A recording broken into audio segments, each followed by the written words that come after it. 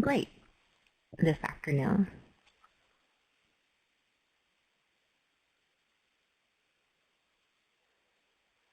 Okay, so we will go ahead and get started. Again, today's webinar is titled CAEP 1920 Program Changes with Neil Kelly of the CAEP office and Jay Wright of CASAS, and my name is Veronica Parker with the CAEP Technical Assistance Project. Thank you all very much for joining us today.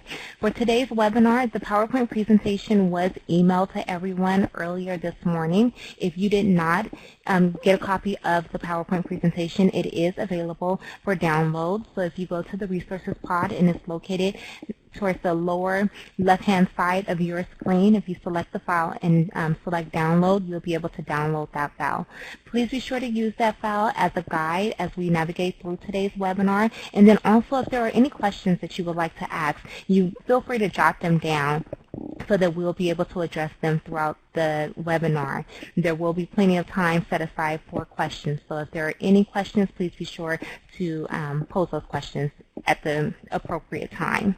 This webinar is being recorded and will be available on the California Adult Education website. So I will be sure to post the URL of exactly where that PowerPoint presentation, as well as the recording of today's webinar, where it will be located on the website, and we'll get that up as soon as possible this afternoon. So if there's any reason that you need to come back to the PowerPoint or the webinar recording, or if you would like to send this information on to another colleague who was unable to join us today, you will have the opportunity to do so.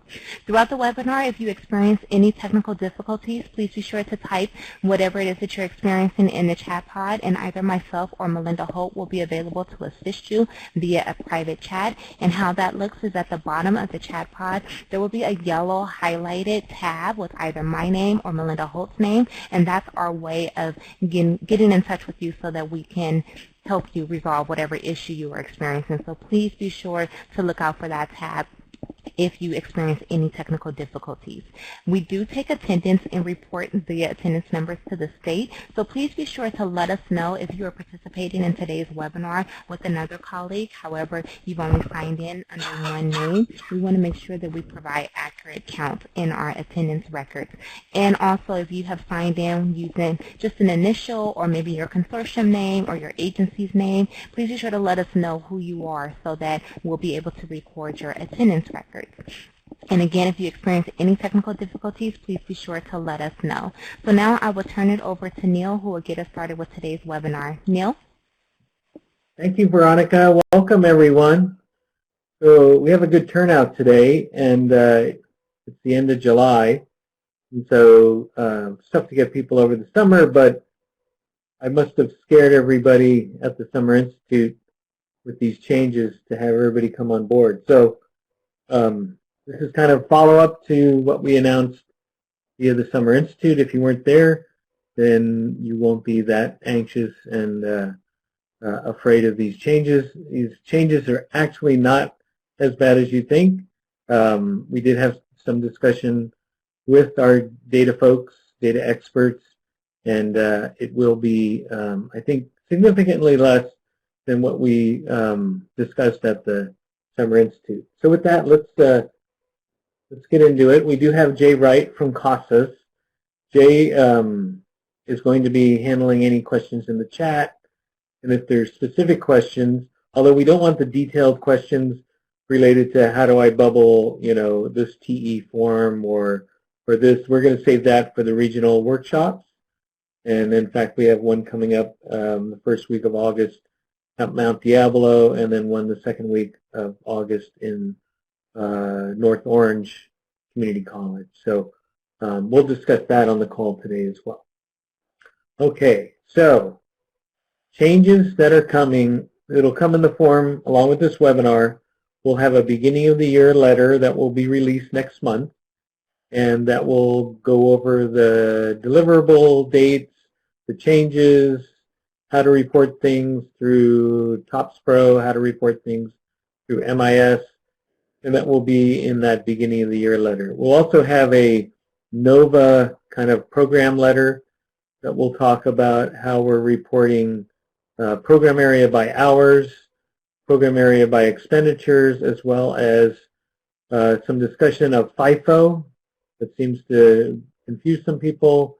And then certification of fourth quarter, how you have to be sure, and we'll give you extra time to certify your fourth quarter expenditures, because once they're certified, we can't reopen them. So we'll have that covered in the letter. We'll also cover both of these, the student data reporting and the NOVA reporting, at the regional trainings. There will be 8 of them, and that will be between August and November. So here's just to lessen the anxiety, here is a summary of the changes that we're going to talk about today. And you'll notice that it fits all on one screen. There's not that many changes. And so first off, we're changing the name Workforce Reentry to be called Workforce Prep or Workforce Preparation. It aligns better with our Wheel 1 partners. The Workforce Reentry name was causing some confusion. We'll still keep the same definition because we are preparing those adults for the workforce. So it's still defined, so we haven't changed anything on the definition. We're just going to align with the other WIOA program for convenience sake. Another thing we're doing is we will not be tracking service hours this year. We will be tracking services. So in TOPS Pro, you will still be tracking transition and training and support. We just will not be tracking the hours. That caused a lot of confusion in our systems. It inflated our participant instructional hours because people were checking program and service hours, so it got very confusing. We will, however, track services, but just the number of students receiving those services and the types of services, but not the hours. Also, another change is we'll record student barriers at intake. Last year, we were recording barriers and barriers to employment via workforce reentry, which caused a lot of duplicating of reporting and confusion. And so what we'll be doing now for all program areas is at intake, you'll record those student barriers, and those can be completed via the TOPS Pro reporting or MIS reporting. Yeah, another change is, and we'll talk about this today, is we're aligning the WHEEL 1 passage of exam measurable skill gains with what we call in CAEP occupational skill gain or workforce prep outcome. And so we'll review that today as well. And then we'll, in the NOVA letter that's coming out, we'll have some clarification on the program area reporting, and I'll cover that a little bit. And that says 1819 because we're always on that program area reporting, we're always reporting the prior year information. So with that, let's move on. And Jay's going to try to answer any questions. I see Steve asked a question, and Jay already responded, so thank you. So let's talk about the reporting changes related to student data. So to clarify, you're still reporting in the 7 program areas. The only change is workforce reentry is now going to be called workforce prep, but it still has the same definition, as you can see. So nothing has changed there. So where there will be a slight modification is at the state level reporting. So at launch board or legislative reports, when we roll up the data from the 7 program areas, we'll categorize these into maybe the major groups like we've been doing. We usually, the 92% of the programs reside in, student data resides in CTE, ESL, ABE, ASC. K-12 success and AWD is like 5% or so. So when we report that, we'll be rolling up short-term CTE, workforce prep, and pre-apprenticeship as CTE. So that's really the only big change you will see. I think when we announced it at the Summer Institute, it was going to be a local level change related to CTE, but we realize that that's going to be problematic for the locals. So we'll do that at the state level. You don't have to worry about that. You can still report your short-term CTE or workforce prep, used to be called workforce reentry, and pre-apprenticeship. And then when we do the state level reporting to the legislature, or we do some state level reports through Lunch Board, it'll be broken out as ADE, ASC, ESL, CTE, AWB, and K-12 success. So I'll pause there to see if there's any confusion on that, because you're still, going back to the other slide, you're still reporting in the 7 program areas. We're just going to, when we run our reports at the state level, we'll be combining the CTE for, I guess, the stakeholders to understand, what the CTE numbers look like. Also, last year we had some problems where we were requiring you to use workforce reentry to bubble characteristics, and then you would also have to select CTE, and there was some double counting there. And then in the program hours, there was also double counting in hours. So to lessen the confusion and have better data integrity, we're going to do it this way. Okay. So I think Jay's answering the question from Marina. And he's also answering the other question. And so, Jay, if there are some questions that require some state clarification, please unmute your mic and come on the line. And I can help too. So Jody, so Mindy says, what's the difference from ASC and K-12 success? So ASC is adult secondary, and K-12 success is similar to parenting or adults working with elementary and secondary students.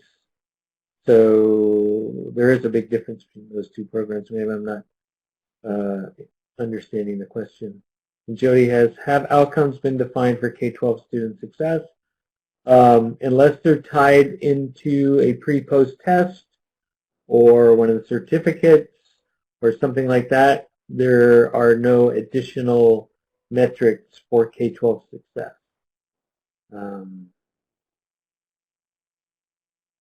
Okay, and then Jay's going to take care of that one. Okay, so I'm going to move on. It looks like he's got that under control. Thank you, Jay.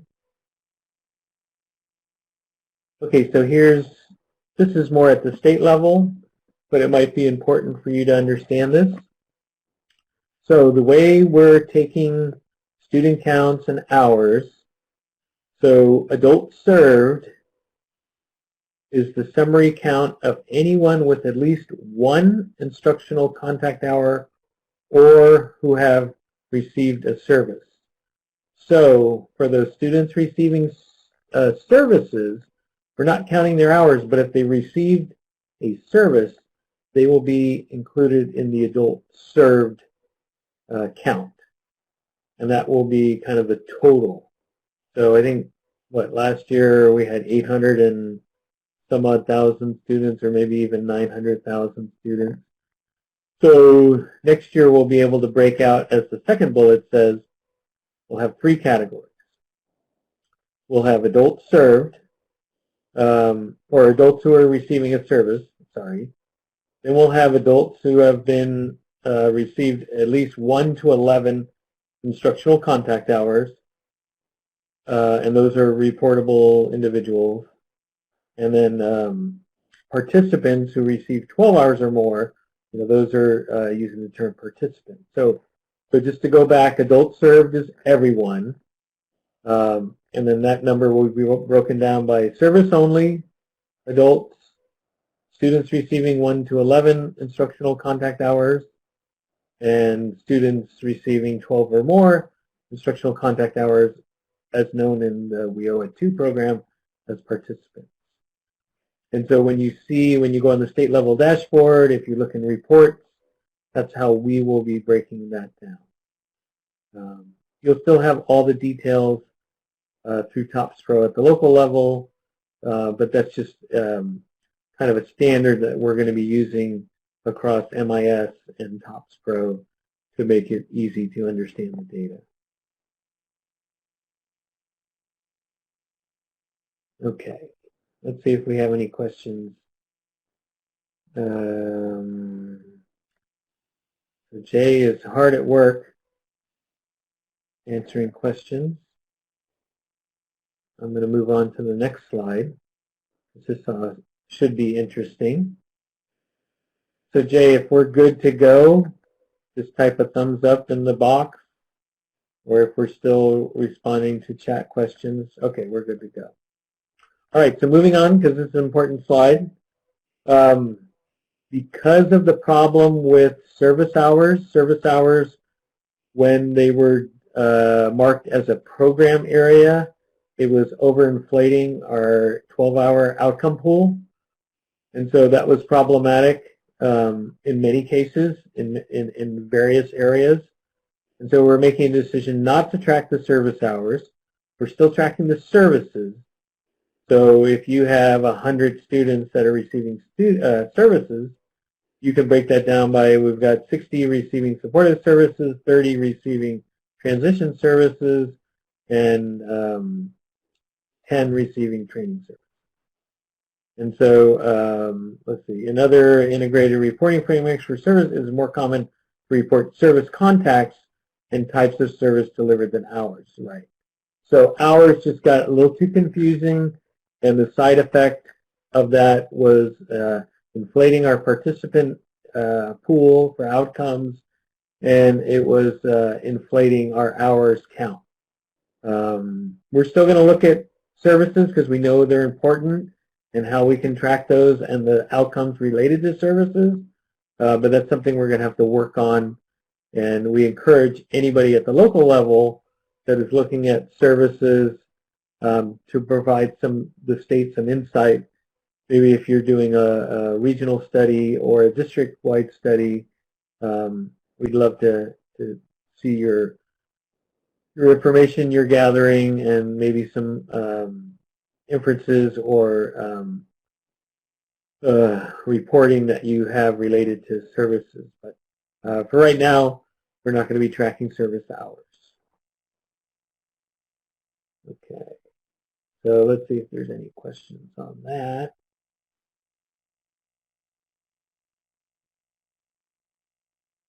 Okay.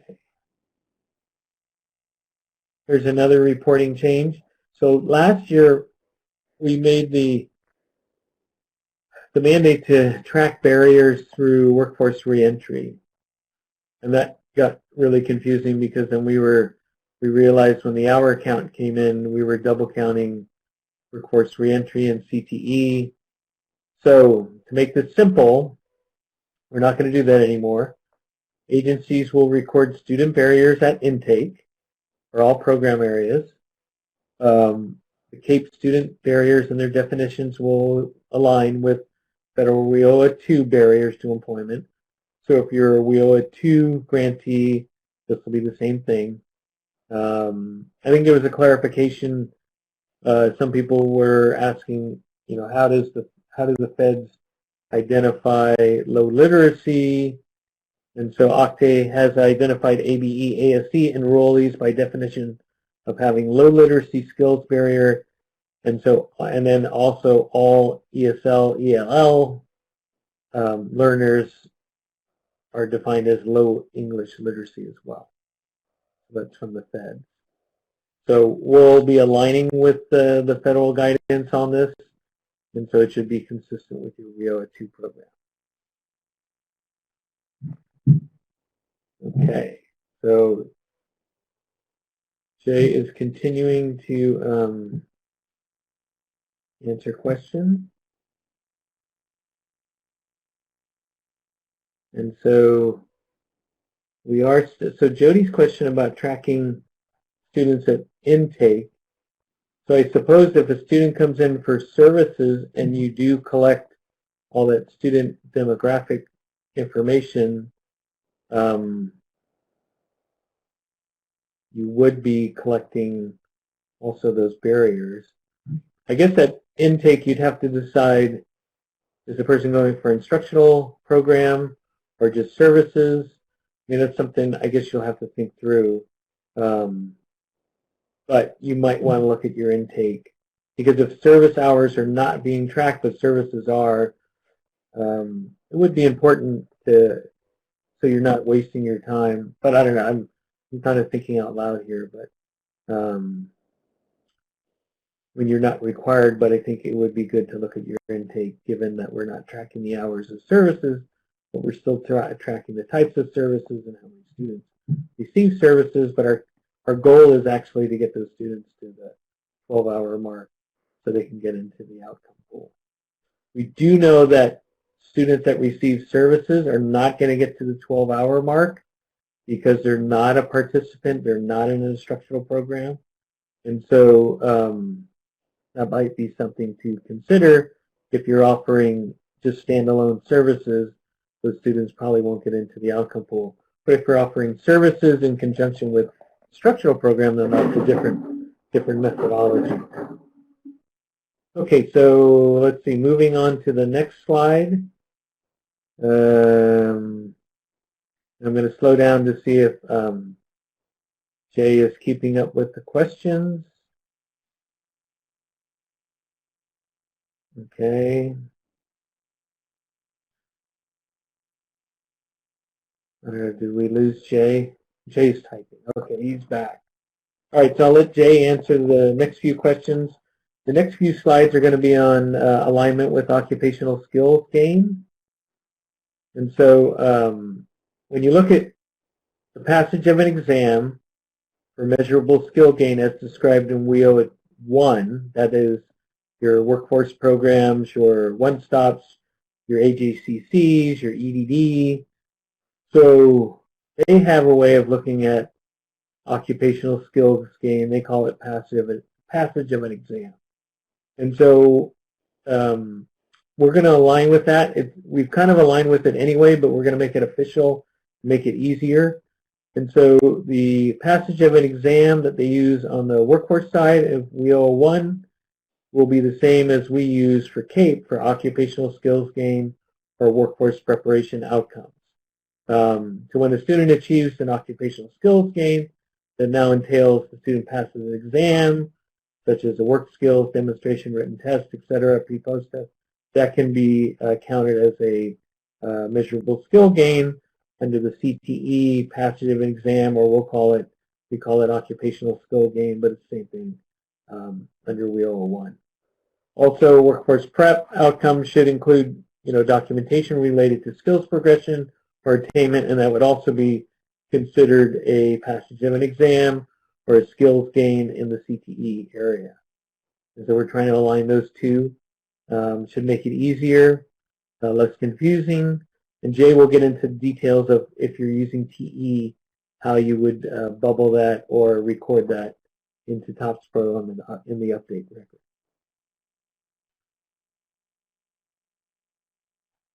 Okay, so just some background. Here's how WIO 1 defines passage of an exam. Learner passes an exam during the year that is required for a job or demonstrates progress in attaining technical and occupational skill.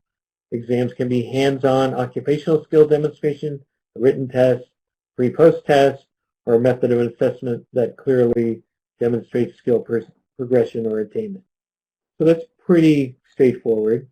Now they do have on the WIO 1 side a thing called a training milestone, which is specific to maybe apprenticeship or locally driven board defined outcomes. And so I don't think most of the adult schools or colleges would be using this, but just in case, if you do use it, the participant is in an education or training program and accomplishes one or more of the following: masters a specific job skill or steps required for that job, receives a pay increase, so that would have to be employed, and attains a performance increase on the job, meaning they'd have to be employed, completes one apprenticeship program, or, and this could be something that maybe if you're working with your local board might be easier, for a training milestone is completes other locally defined workforce outcome from that local board. So those are the wheel one. We're aligning with that on our occupational skills game. I'm going to pause there before we go into NOVA to see how we're doing on the questions.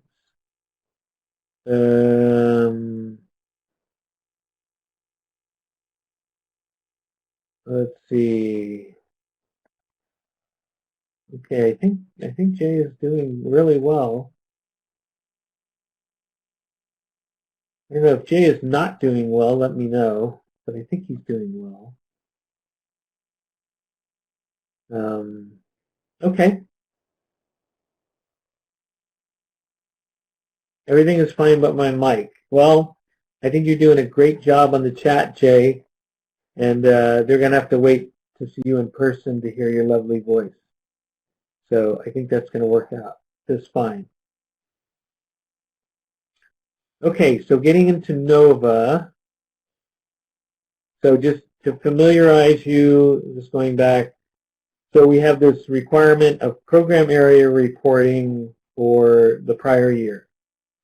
And so this, if you go to your NOVA screen and you click on CAEP, and then you click on program area reporting, and for instance, I brought up Antelope Valley Union High.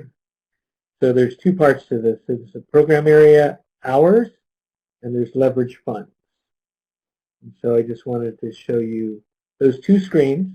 We're still using those two screens. So in class, some of you were interviewed by class for the evaluation of this process and the reporting. And we got a lot of feedback, and class recommended changes to be reflected in the 1819 program area reporting. We will incorporate those changes into the guidance that will be coming out. Like I said at the beginning of the presentation, there'll be a NOVA kind of memo or letter with kind of changes and guidance for 1920. But unfortunately, we didn't have enough time to make the programming changes in NOVA. So you'll have to live with the guidance on paper and then navigate through the system. Won't be too bad. We're just not using all the categories that we discussed that you were using last year. So let's get into that a little bit. I see people are still asking Jay's questions. That's amazing. Okay, so on the evaluation of the program area reporting, we realized that these changes would have to be implemented at the end of the year, meaning that you've already collected this data. So if your members are using prior year guidance, you will not be penalized. You don't have to make all the changes, or we won't reject that data. So we're just going to be moving forward. If you can implement these changes, that's fine. If you can't, we'd expect you for next year to get caught up. These changes are to reduce the amount of work that each member is required to do for this exercise, and so hopefully it'll be beneficial for everyone. Okay, so here's a reminder. So September 1st is the estimated amount deadline. And so September 1st, each member will have to go in and report an estimate of how many hours of instruction by program area and an estimate of expenses by program area by fund source. So it's an estimate. And if you go back to, you can see where I think there's an estimate. Oh, I think I have a slide up here for the estimated amount. Yeah. So if you go to the preview and submittal screen, if you can see under the shaded box, it has save estimates, submit actual. So for September 1, we're just saving the estimates. And so that means, it's your best estimated guess. And then In December 1st, you'll actually be certifying those amounts. So it gives you plenty of time from September 1 to December 1 to make sure the hours and the expenses are certifiable by the person that certifies for your district. So let's see if there's any questions about the program area reporting. Okay, these are still all TE related. So if you have a NOVA question, please preface the question as a NOVA question, because I think these are all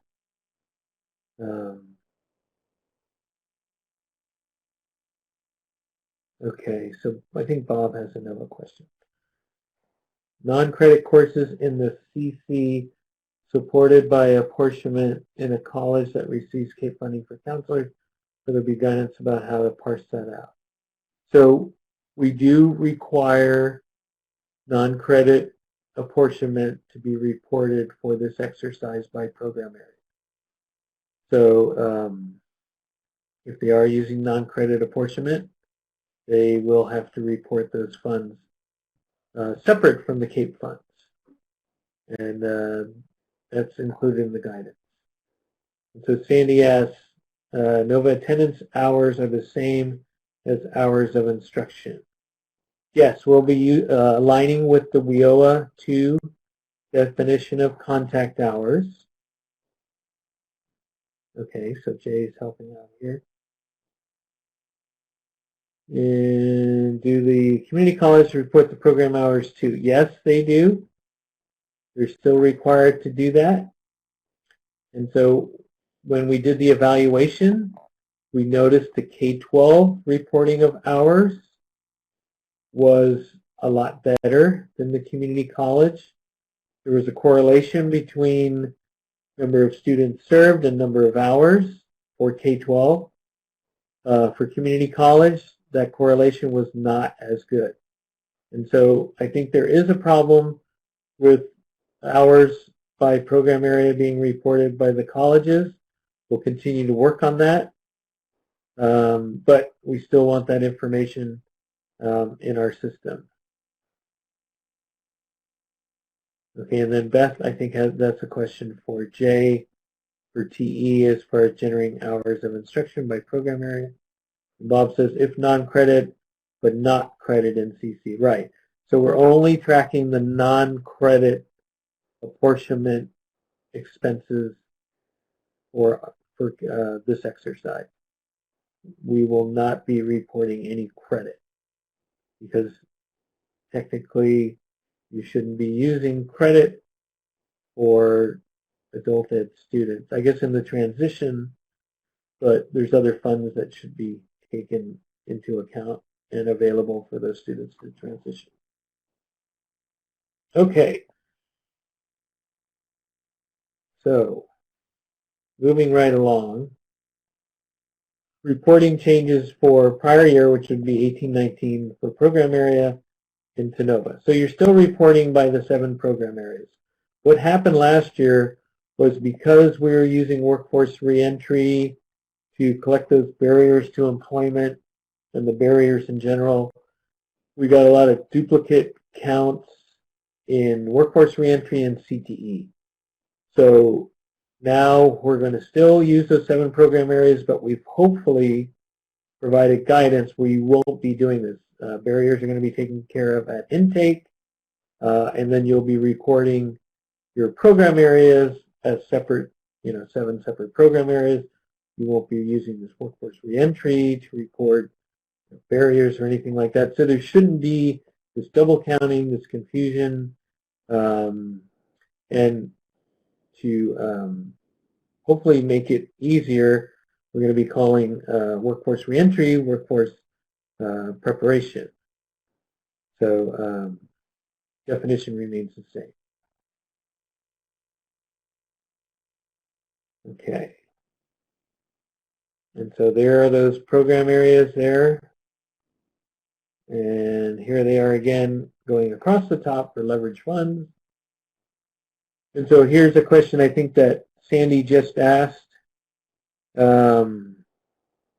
related to integrated courses. So how do we track hours of instruction for integrated courses? So if you're an ESL with a CTE or an ASC with CTE, ABE and VESL, VAVE, all those integrated courses, IBEST. So for K-12 county offices, if a class is identified as integrated, the hours will be divided equally between the programs designated for that record. So if not integrated, or if the hours are split unevenly, not 50-50, the agency can create the two separate classes, one for each instructional program, to track those hours. So you have a couple options there for K-12 and COE. For colleges, we're still exploring that. We're going to have to review that. We haven't figured that out yet. And so stay tuned on that, unfortunately. Okay. I'm just checking on the chat. Jay's earning his salary today.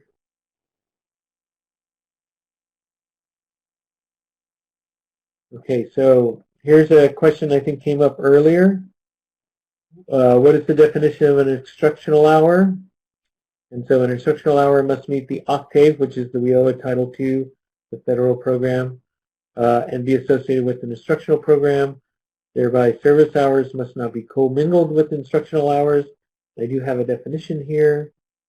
And so this is from the NRS guide, technical assistance guide.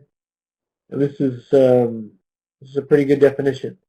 Hours of instruction or instructional activity that the participant receives from the program. Instructional activity includes any program-sponsored activity designed to promote learning in the program curriculum, such as classroom instruction, assessment, tutoring, or participation in a learning lab.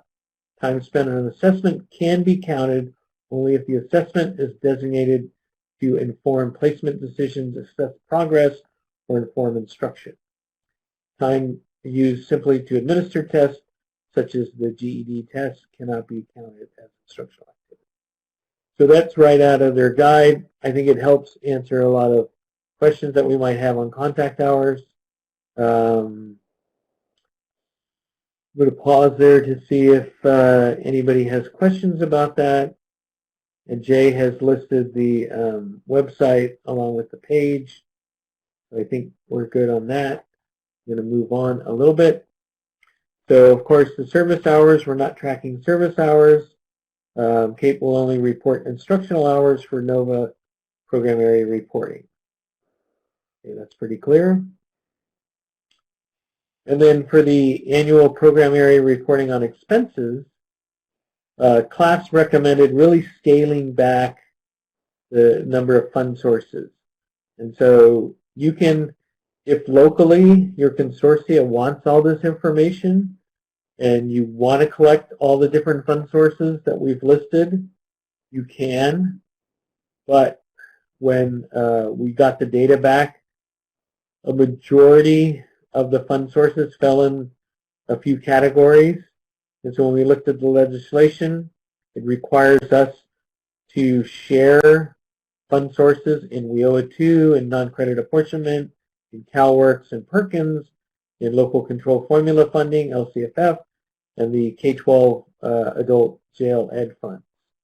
We also added in fees because the legislature has asked about fees and InKind. But we want to limit it there because we really didn't get much data from everybody on the other areas. So you can still report those because a lot of people are using this exercise to inform consortia level decision making and regional awareness of fund sources. But at a minimum, when we put out the guidance, you'll only be required to report these program areas because it lines with the education code and statute that says you're supposed to report these fund sources with or share those with the consortia anyway. And so those other ones, eliminate or make optional, the fund sources to report on the program area. That would be things like contract services, community college supportive services, donations, WIOA 1, ITAs, other federal grants, other state grants, strong workforce. We just didn't see enough to justify having those in there, and it might cause confusion. You can still use them. They'll still be in NOVA, but you're not required because we're just not seeing that level of detail and information being provided. So those would be those here if you're looking for a screenshot. And then the drop-down does include InKind. We do have a clarification on InKind and donation and fees. So related to InKind and donations, we're going to align with WIOA 2 reporting requirements. I'm still trying to get the definition of InKind and donations related to WIOA 2. So if anybody out there is a fiscal or financial WIOA 2 expert and can find the definition for InKind and donations that they use in their WIOA 2 grant, you pass that over to me because I've been trying to get this information from a variety of sources and I still haven't been able to. So I'd really appreciate it if someone could send that and we could put that in the guidance.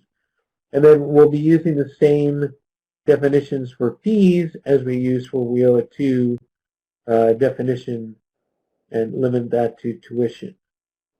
And so we're just trying to make it easier for you to report. So we're aligning with the WIOA 2 financial expenditure reports that you have to submit.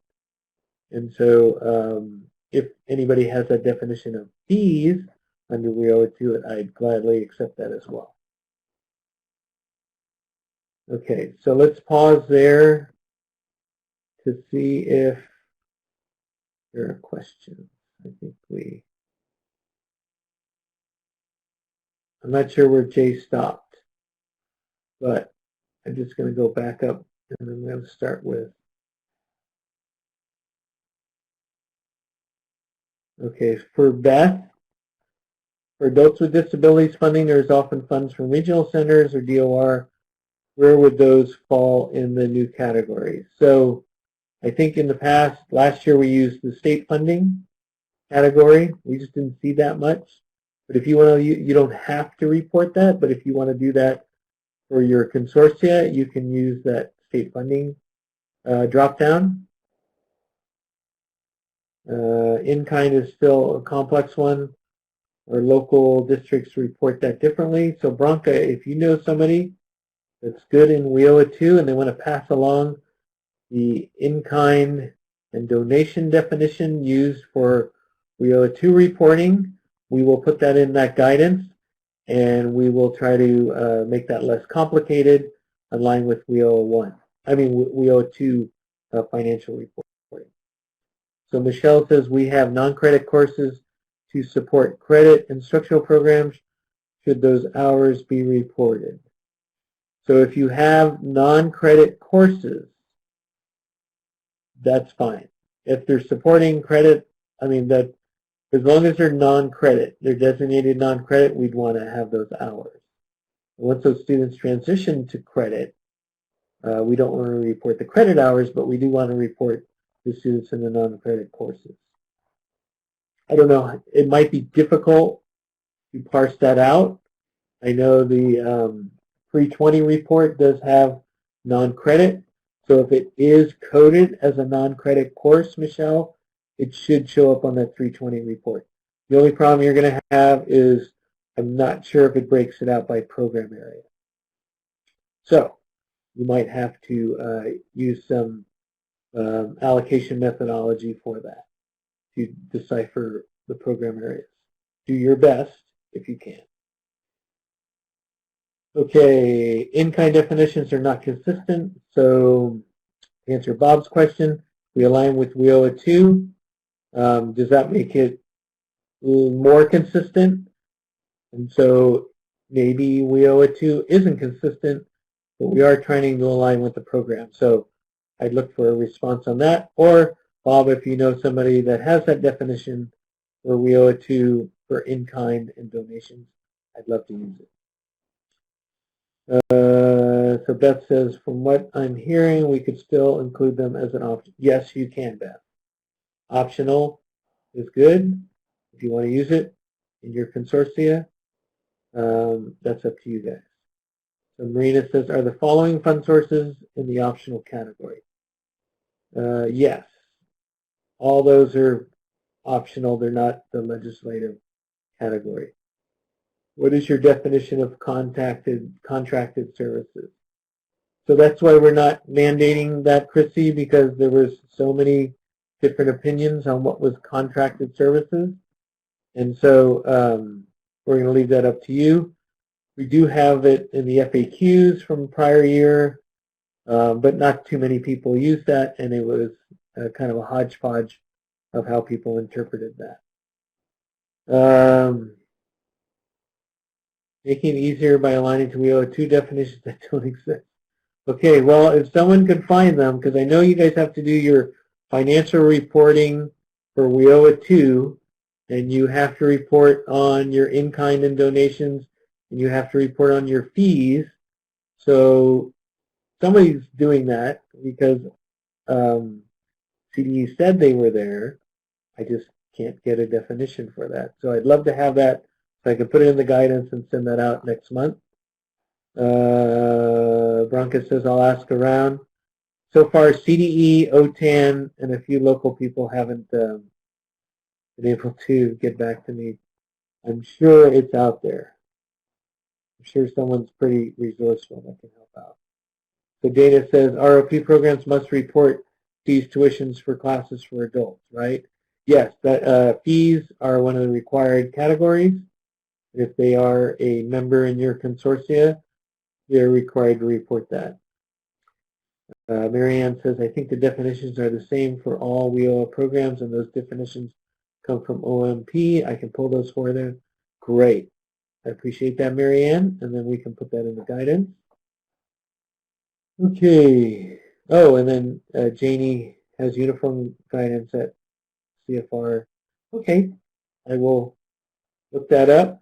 A link might be, Janie, a link might be better because sometimes you have to wade through those uniform guidance and it takes a while. So just email it to me. I'm at nkelly@cccco.edu. Hey, I think we only have a couple slides left and we're having great discussion. Here is the last slide. So, and I apologize to people up north, it just didn't work out. But here are the, and people in the border region, Imperial County specifically, or along the Nevada border as well. So here are the training dates. So August 7th is coming up really quick. Mount Diablo at the Mount Diablo Adult School. And then if you're down south, August 13th, North Orange Community College. And I think Veronica will paste in the link to the training. And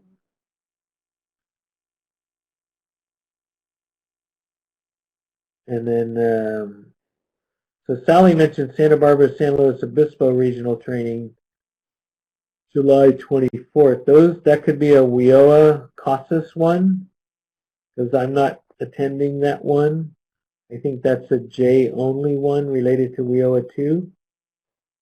So don't be confused with those, but I'm sure Jay could answer specific questions. And so thank you, Veronica, for listing the link there to register. And then if you missed those two in August, we have two more in September, one in Fresno on the 11th and one in Burbank on the 25th. And then for another one in the Bay Area, the first week of October in San Mateo Adult School. And of course, at SCOE in Sacramento the second week. And then right before the summit, we'll be at Vista Adult School the day before the summit. And then if you missed all of those, you can always go to San Bernardino in November which is has a nice training facility. It can handle over 100 people, and that could be the Capitol here in November. So that's our last slide. We have about 10 minutes left. Let's see if there's any questions that we... Okay, Jody likes the road show. Yep, Jay and I in a convertible driving around California. So Emma like doubled. She said she can handle 200, and she provides snacks. I would call that food, Emma. I've seen snacks at these other places. I would say you guys provide food. All right. Oh, Antique Roadshow. Yeah, that's, I'm getting up there, Bob. Definitely a relic there. I don't know about Jay. He's probably younger than me, so we will make it around the state. Apologize to the coast, but Jay, I guess, is going to be there next week for WIOA. I'm sure he can answer CAEP-related questions.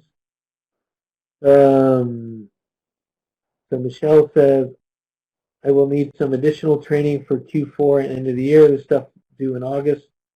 Can I get some hand-holding? Yes, Michelle, contact TAP, and they will walk you through that NOVA certification process if you need assistance. Let's see if we got anybody other good. So Veronica is going to take care of the hotel question.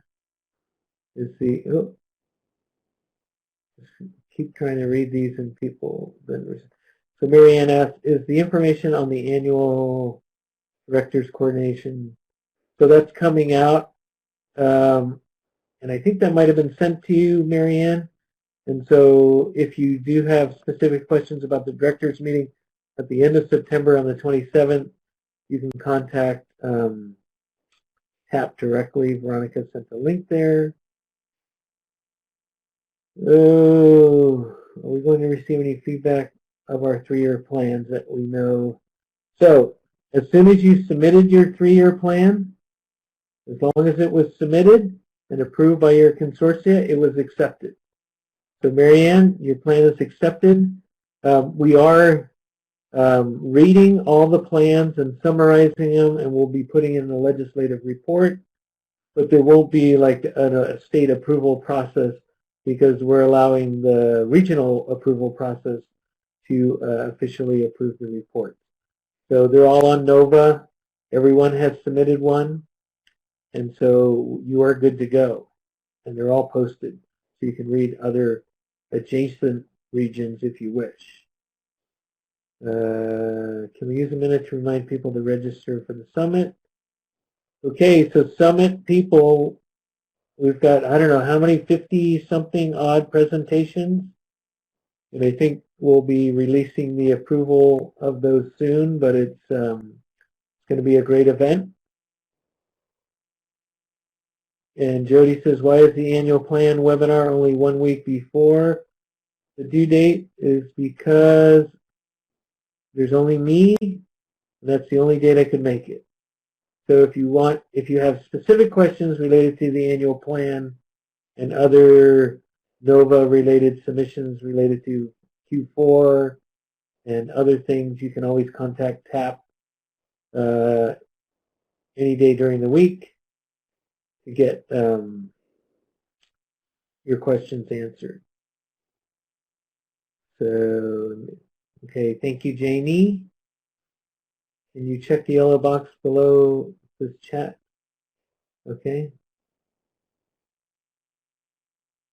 Neil, say pins will expire. Oh, okay, so if you haven't used your pins, they will expire, and then we'll give them out to people on the waiting list.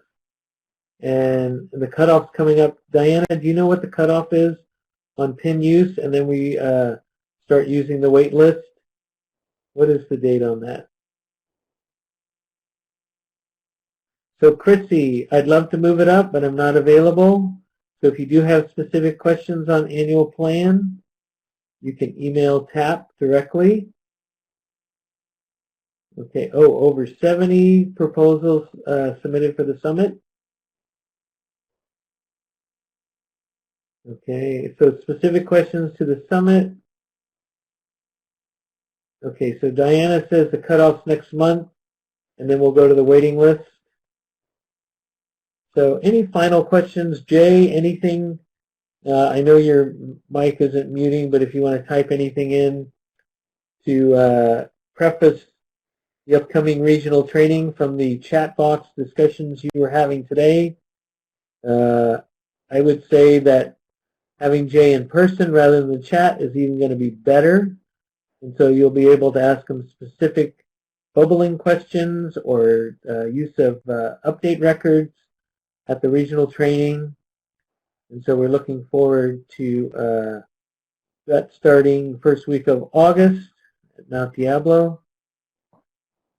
So, and there's the registration for the summit. So with Lonzi's congrats, or thank you, Lonzi. We look forward to seeing everybody in the field soon. And for your consortia leads and co-chairs and directors, we'll see you at the end of September. Thank you so much, everyone. Thank you, Jay. Thank you, Holly, Veronica, and Melinda for support today. And look forward to seeing you in the field, answering your questions, making 1920 a lot smoother as we continue to evolve this program and get better data. So thank you once again for all your questions and input. We appreciate it. And we'll see you soon. Enjoy the rest of the summer, and see you in the fall school year. Thank you so much. Veronica, if you have any final words. All right. Thank you, Neil, and thank you, Jay, and everyone else for attending today's webinar. We hope that they were able to answer all of your questions. If you have additional questions related to the 1920 program changes, please be sure to submit them to tap@aebg.org, and we will get the correct answer for you via the CAEP office, CASAS, and or WestEd. We have been chatting a lot about the upcoming summit. We are very excited for this event, and as we stated, there is a growing wait list for additional pins, so we will start the redistribution process the third week of August. So if you have not registered, please be sure to register all of your attendees, and also if you do need additional pins, please be sure to email tap@aebg.org, and we will be happy to put you on the wait list for additional pins. And again, if you have any questions, please be sure to let TAP know. Be sure to register for the upcoming roadshow. We provided the URL of exactly where the where you register for those trainings. And then also the recording and the PowerPoint presentation for today's webinar will be posted later on this afternoon, and we have provided the URL of exactly where those materials will be held. So again, thank you all very much for your time and your participation, and we hope that everyone have a great afternoon.